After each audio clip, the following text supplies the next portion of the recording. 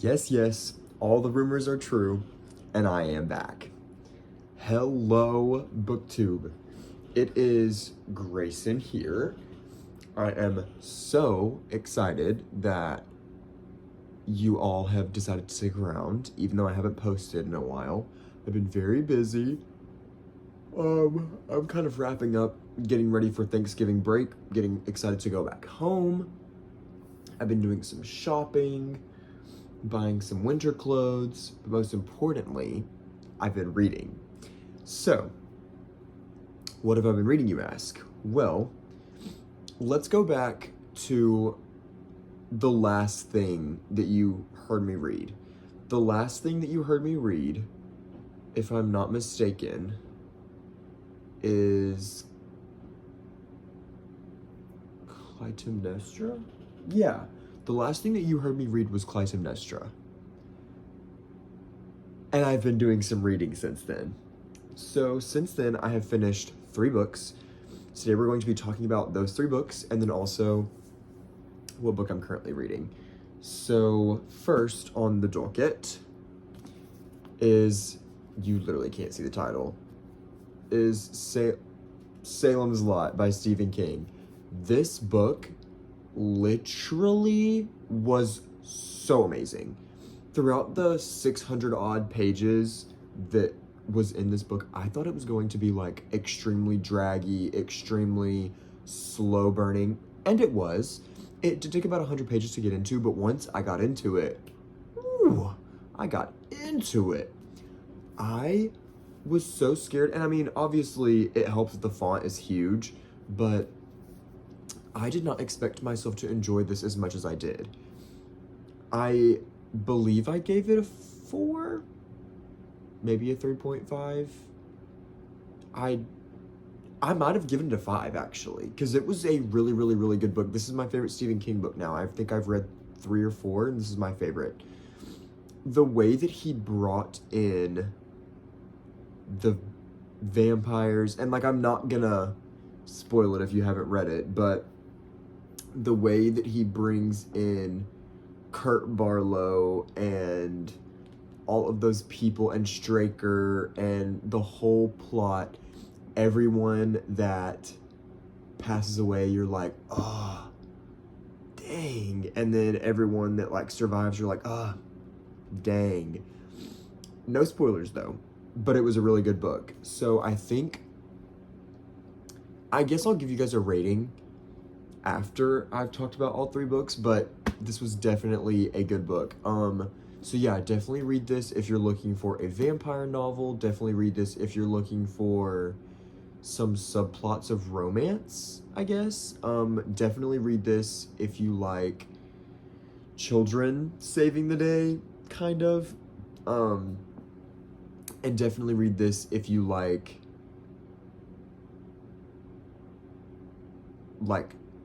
not gang, I don't think gang story is the right word, but like group stories where like you must assemble a group of people, I guess is the best way that I would put it. So yeah, Stephen King is beautiful. I love his writing. I think the next book that I want to read from him is The Shining. I've already seen the movie, but I absolutely adore the old cover. And on Amazon, it's really, really cheap right now. It's like $6, so run, don't walk if you haven't already. But these covers are so beautiful. I'm literally obsessed with them.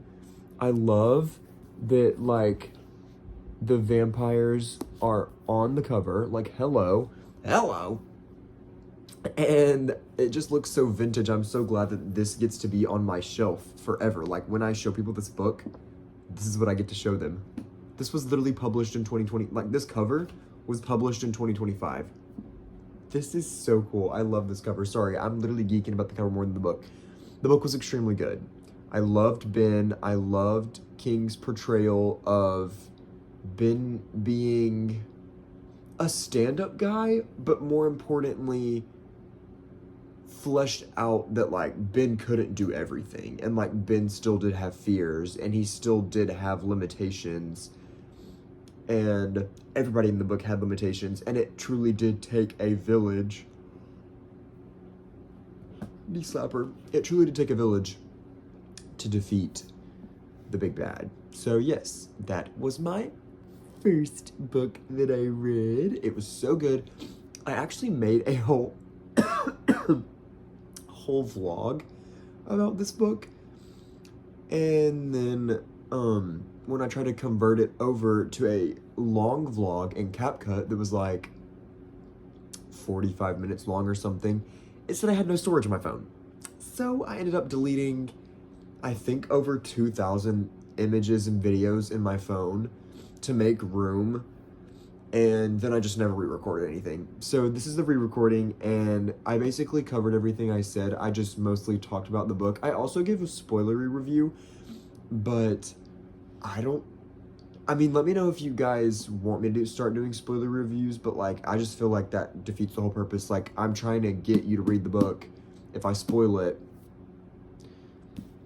and I really want to form a book club. So like, if anybody wants to form a book club down in the comments below, definitely let me know. We can form a group chat of sorts on Instagram or something. Just where we can talk about books, because I want a book club so bad of people that want to read the same books as me. But I don't know. So yeah, this was the first book that I read after Clytemnestra. I believe this was the third.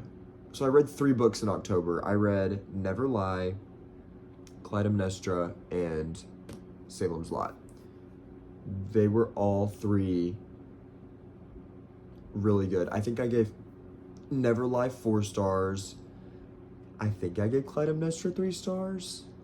It was kind of a mid-book TBH. Like, it was still good, don't get me wrong.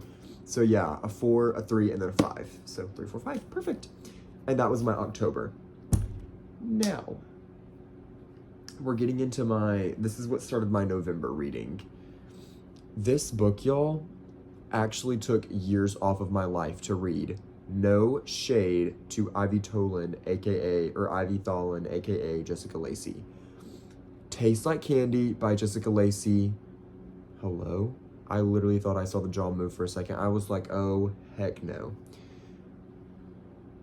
So, unlike this one, where I assumed that this was a classic and I'll let you do your own research, I'm just going to go ahead and tell you what this book's about. I'm not going to spoil anything still.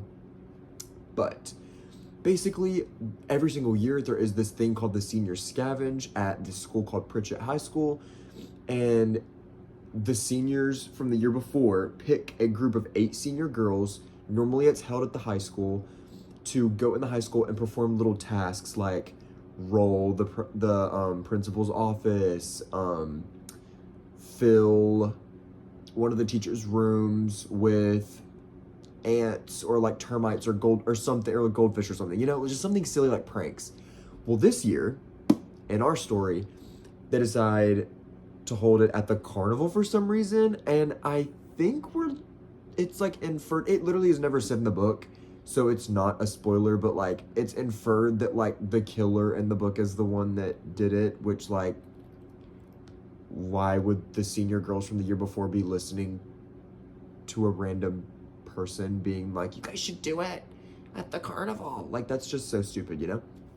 So yes, these girls go to the carnival, and this is where the Senior Scavenge is taking place this year, and they start noticing that they're being picked off one by one. And that is our story. And our main girl's name is Violet. Oh, brother, give me a break. Violet is one of the most whiny. She does not go 4 seconds, y'all, without talking about that damn college acceptance letter. I literally could not go a page without reading it. Like, I guarantee you, if I flip to one right now, yeah, literally talked about our college acceptance letter on that page. Y'all, it was getting to a point where I was like, this is just frustrating the hell out of me. Like, it was just so much, and I could not bear to listen to it anymore. And by the end of the book, I was like, wow, I think I ended up giving this genuinely a 2 stars on Goodreads, and I feel so bad about it. And with the way the book ended, when I found out there was a sequel, I was like, oh, like maybe I'll pick up the sequel. And then somebody on Goodreads, I read the comments just because I wanted to know if it was just as unbearable. Because, I mean, sometimes the sequels are better. And honestly, maybe she had better time maybe she, like, figured out her writing style and, like, got more into her groove. Because the writing was honestly not that big of an issue. I love the way that she did the gore in this book. I love the way that she went about teenagers like talking to each other. I know that some people may disagree that like this is not how teenagers talk to each other, and it's not for the most part, but it's definitely meant to be a bubblegum horror camp style book and not so much like a serious kind of thing. But yeah, this book was not good at all. I definitely finished it because I will never DNF a short book like this. If it would have been like 100 pages longer, I probably would have DNF'd it. But it had been on my to be read list for so long that I was like, might as well read it because I saw it in stores and was like, it's literally been on my list for years. Like, I need to read it. Wish I hadn't though. So yeah, but I read the comments for the sequel and the bitches in there were talking about how it was even worse, and I was like, oh, yeah, I didn't want to read it anyways. I did, like, I would have been fine if the book would have been better, because I assumed by reading the premises for this one and talking about it being 8 girls getting picked off one by one in this carnival setting, it was a great setting. So many opportunities for cool things to happen, and some of the gore and, like, violent scenes were, like, disturbing in a way that I was like, whoa, that is like so cool. Like, there's this one specific scene where where the author's a woman, where the author she does something very cool with one of the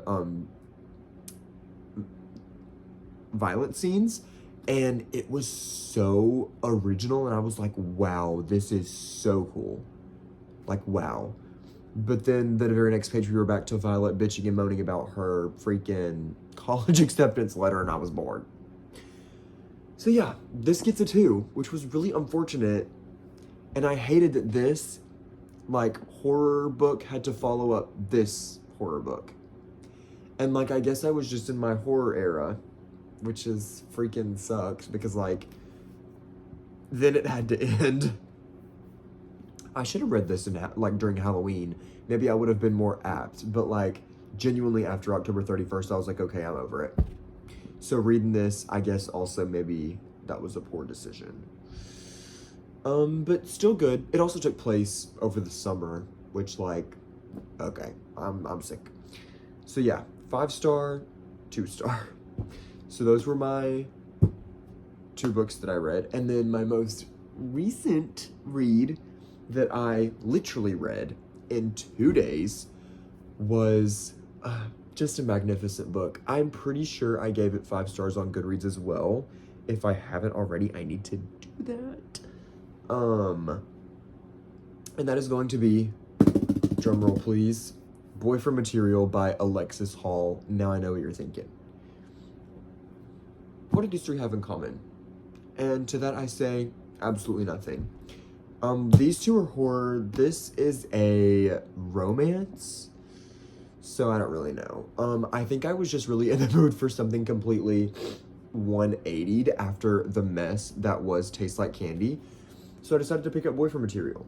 The premise of this book is there's this boy named Luke that we're following, and his dad is a burnt-out rock star, and he kind of has this reputation for being like a bad guy or like a kind of guy.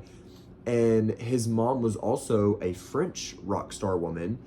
And so he is their child. And his dad was never in his life. And he ends up...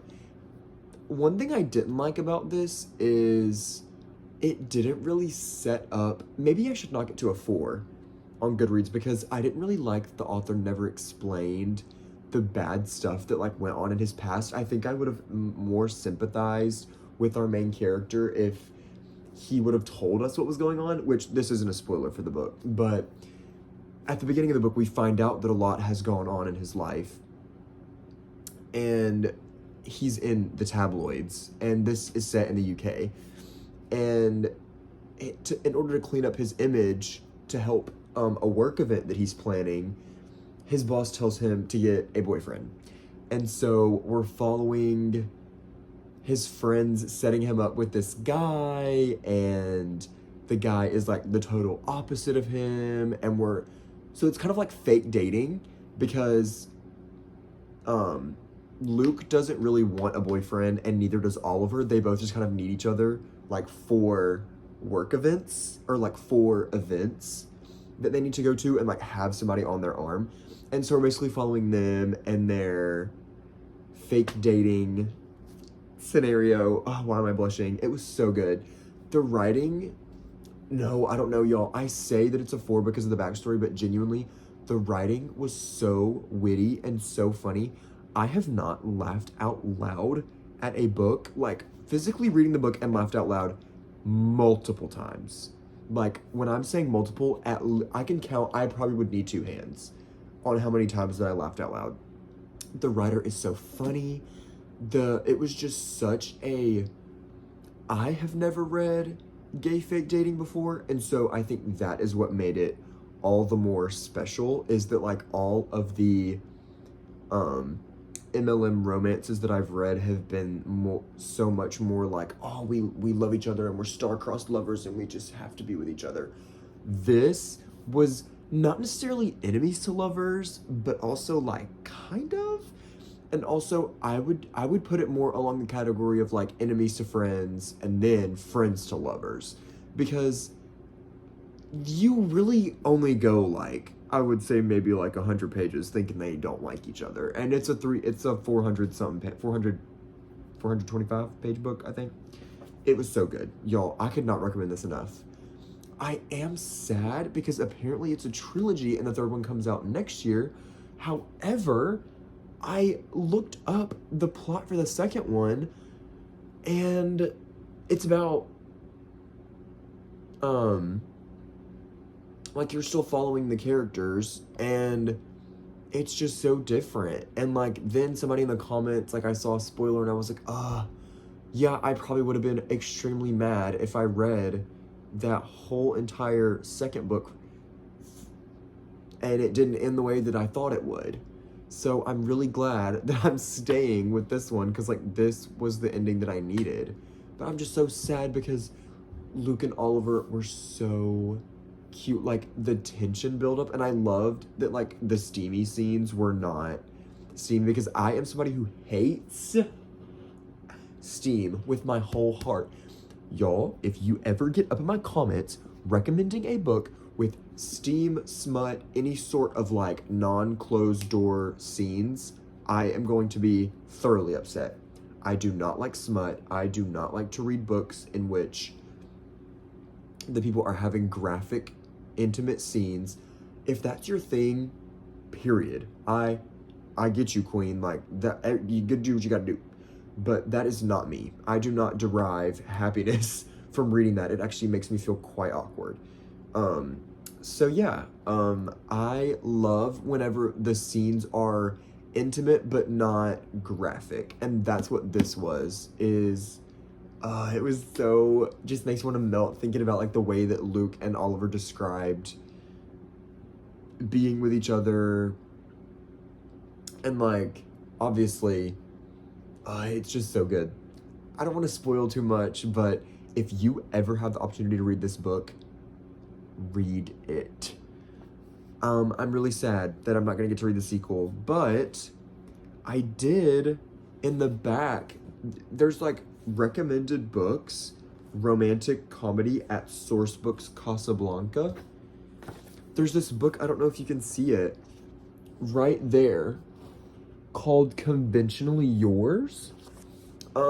It's basically about 2 rivals who go to like conventions, and they go on a road trip together, and it just sounds really nerdy and quirky and cute. So I really want to read that. But that is by, I didn't even tell you, Annabeth Albert, whoever that is. But yeah, this was a really, really, really good book. I absolutely adored this book. I don't know. I think ultimately I am also going to have to give this a 5 because it was a good book. What can I say? So yeah, these were my 3 most recent books. Thumbnail. these were my 3 most recent books: Salem's Lot by Stephen King, Tastes Like Candy by Jessica Lacey, and Boyfriend Material by Alexis Hall. Now, as promised, I'm going to do a ranking. As you can probably tell, at the bottom of the list is I don't even want to think about this book. I'm so excited to go home for Thanksgiving break so I can put this in my house and not even think about it. Like, this needs to go immediately. So yes, excited to be giving this one away. Might donate it to charity, although I don't know who would want to read this. There are some, I'm sorry, I don't want to hate on Jessica Lacey. There are some redeemable qualities about this book, but it genuinely is like... Also, maybe I would like one of her other books. Jessica Lacey, I'm not judging you. This just was not my tea. I didn't like how annoying one of the characters... And maybe that was your purpose. And if so, then I need to give the book a 5. But otherwise... 2. Next, I don't know, y'all. Out of the 2, I think I enjoyed... Okay, so there's pros and cons to both. As far as what they both did right, this one's world building was miles above Boyfriend Material, no pun intended. If you get it, you get it. This one was so much better as far as building the characters and fleshing them out and truly letting us into the mind. And it was like picturesque almost at points in the book. And I know that King does that so well with building on a world and not just throwing us into the fray with unexplained things, much like this one did. However, I don't get bored easily because I do like to give flowers where they're due, and I recognize that the building up in this was for a purpose, and it did serve its purpose. Trust me, I get it. However, Alexis Hall's writing, bellissima, beautiful, chef's kiss. Y'all, it was so good. Her writing was so, I don't want to say her writing's better than Stephen King. It was definitely more fast-paced, and that's what I enjoyed. I enjoyed that we really got to the point, even though it was a 400-page book. It did not feel like that. I literally read this in 2 days. But I do tend to devour an MLM romance relatively quickly, historically. So I guess it helped that I can also resonate, whereas I cannot resonate with having to fight a village full of vampires, you know? But out of the 2... just out of, like, campiness and, like, the met of it all, I guess, I would say this 3rd, this 2nd, and Boyfriend Material first, I guess? Like, is that crazy? Like, sorry, I'm dragging it. I don't know. Is that crazy to say? I really, really freaked with this book, like, really heavy. And...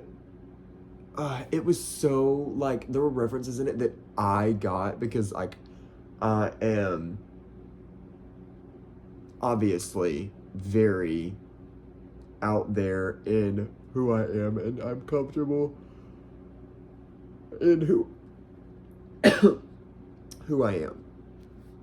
So I got a lot of the references that, like, she was throwing out. So also... the author's note, like,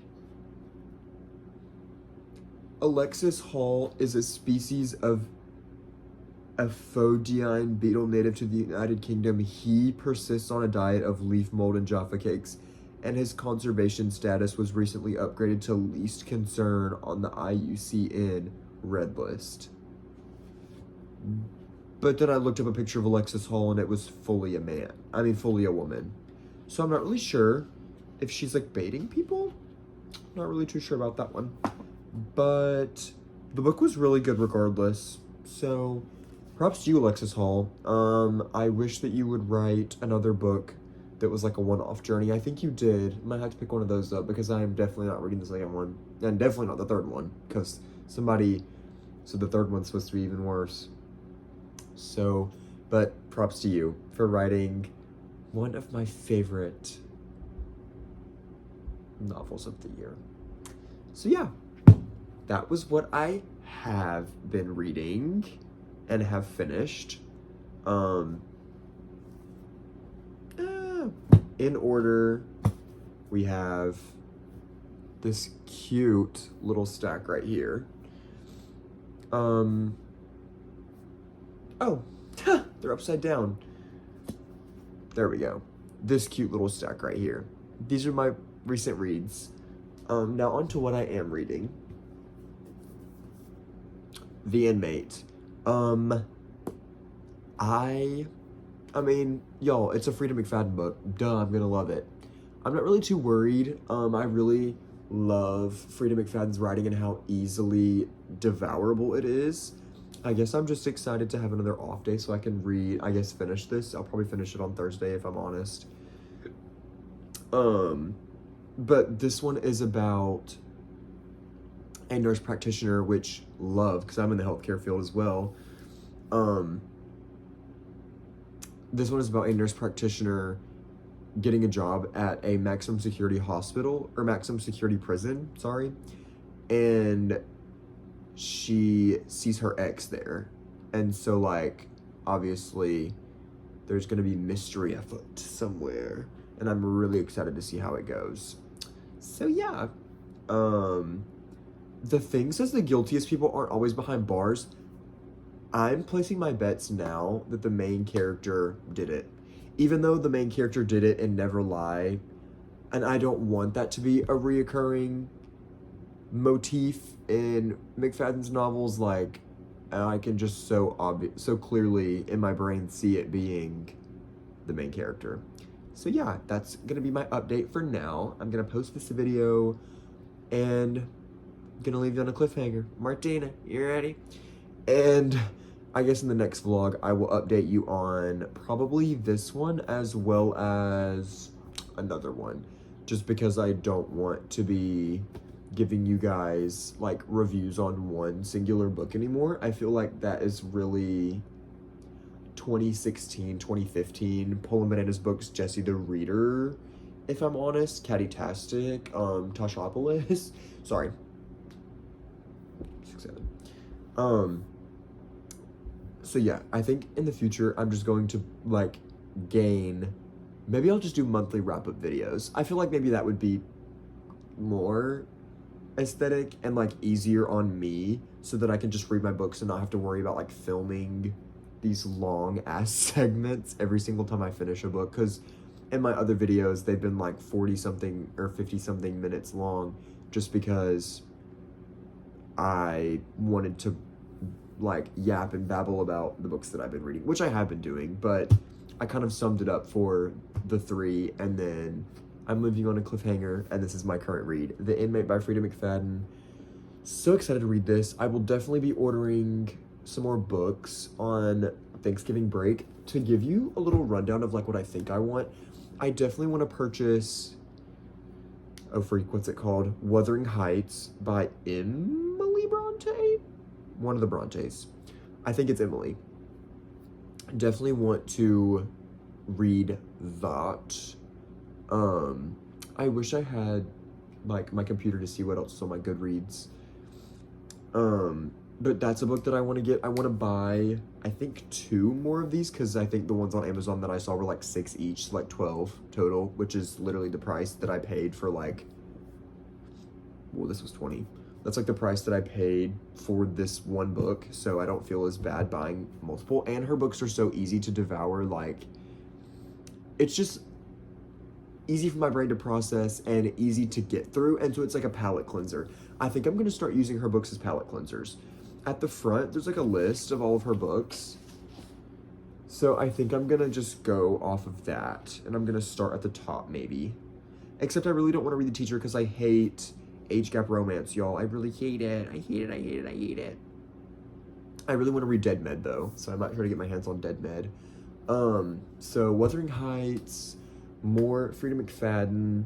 I need to buy The Shining.